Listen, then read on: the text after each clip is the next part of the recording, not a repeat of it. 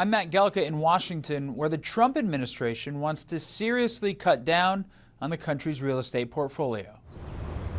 The for sale signs could be going up around D.C. and other parts of the country that are home to federal buildings. The Trump administration is looking to offload government buildings they say are sitting mostly empty and burning money to maintain. The federal government is pouring billions of dollars into wasteful, empty office buildings and luxurious high-end furniture, which they, the American taxpayers, can't even afford themselves. A DOGE subcommittee tried to tackle the issue, highlighting the large sums of money spent on physical office space, even when remote work was encouraged. During the peak years of the COVID emergency, from 2020 to 2022, agencies spent $3.3 billion on furniture, even as work migrated to Zoom. Government watchdog opened the books, found that a single SEC conference room cost $700,000 to furnish.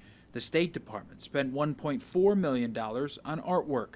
There's been a total of $4.6 billion spent on just furniture since 2021, according to the group. DOGE's website claims it's already canceled 676 leases, totaling $400 million in savings. The General Services Administration originally published a list last month of more than 400 buildings it plans to sell.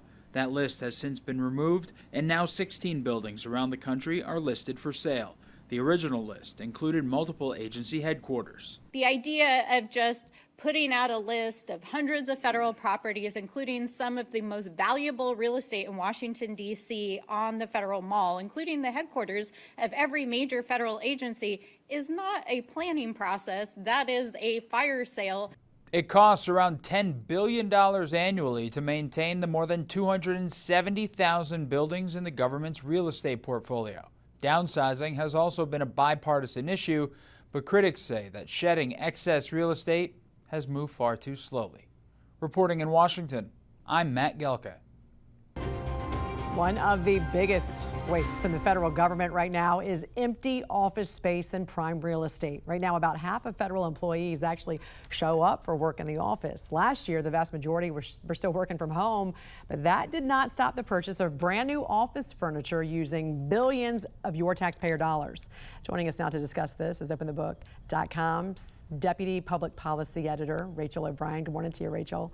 This is a great example of waste and abuse of the federal government and federal funding. But before we get into these furniture buys, just how empty are these buildings and how much is it costing us?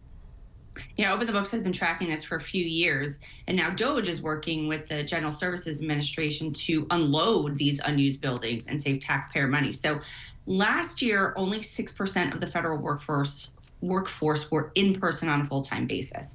The average government building were on average 12% occupied.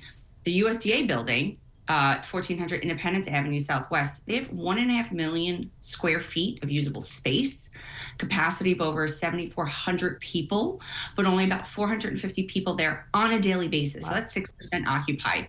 So the Government Accountability Office has said federal agencies spend about $5 billion a year annually to lease buildings and another $2 billion to operate and maintain federal office buildings, regardless of the building's utilization. So not a single government agency you mentioned was even occupying half of its space. So it's insane. Billions were spent on brand new furniture. Break down the cost here of that. Right. So we reported this at the height of the pandemic between 2020 and 2022.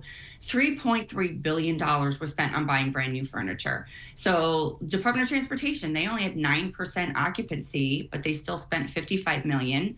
Department of Justice had 35%, yet they spent $408 million.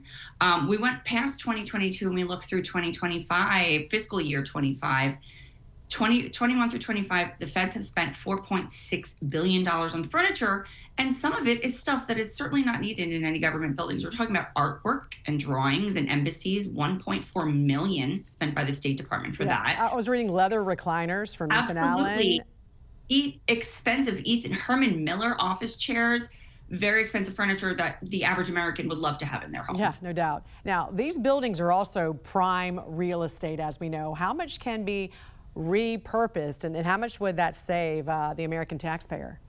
So the General Service Administration says it has 440 buildings that aren't for core services like courthouses, facilities for national defense and law enforcement. You're not going to get rid of those. So they say that selling these empty or underutilized spaces can save at least $430 million a year. Now, DOGE says it can save more money. Whether it ends up being more or less, the fact remains that these buildings aren't being used enough to justify the cost.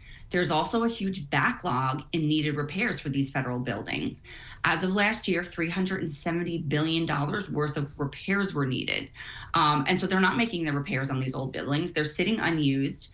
There was a congressional subcommittee on DOGE hearing held 2 days ago on reducing this federal real estate portfolio. Our CEO, John Hart, he testified at length about the money spent on this. And this was in a building that was 2% occupancy. Right. So it was a perfect example of Apropos, what yeah. buildings should be absolutely get rid of. Yeah. He said every dollar saved in Washington is a dream realized somewhere here in America. Very well said during that testimony he gave. All right, Rachel, great to see you as always. Thanks for joining us. Thanks for having me.